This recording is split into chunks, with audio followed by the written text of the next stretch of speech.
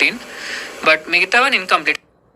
ప్రోటీన్లో complete amino acid profile ఎంత ఉంటుందో నీకు పప్పు అన్నం కలిపినా సరే అంతే అమైనో యాసిడ్ ప్రొఫైల్ వస్తుంది. కానీ ఎంత ప్రోటీన్ వస్తుందో ఓవరాల్గా is the question mark. That's where pappu takes a back step.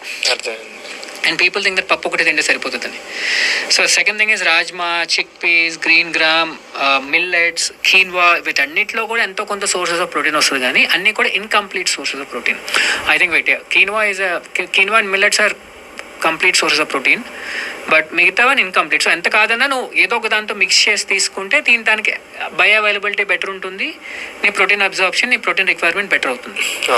నా మిల్క్ సోర్సెస్లోకి వెళ్ళిపోతే పనీర్ అండ్ దట్టు ఇప్పుడు లో ఫ్యాట్ పనీర్స్ అని వస్తున్నాయి. పంజాబ్ సింధ్ ఒక బ్రాండ్, మిల్కీ మిస్ట్ ఒక బ్రాండ్, ఈ రెండు కూడా అండ్ అమూల్లో కూడా దించుతున్నాడు అనుకుంటా low fat paneer, where trust me not it is almost equal to chicken.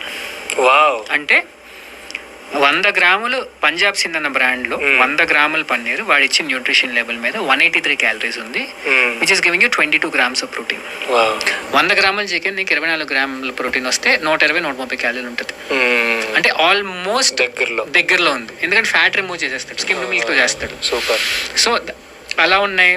ఇప్పుడు అమూలోడు ఏం చేస్తున్నాడు, ప్రోటీన్ లస్సీలని, ప్రోటీన్ కుల్ఫీలని, అన్నిట్లోని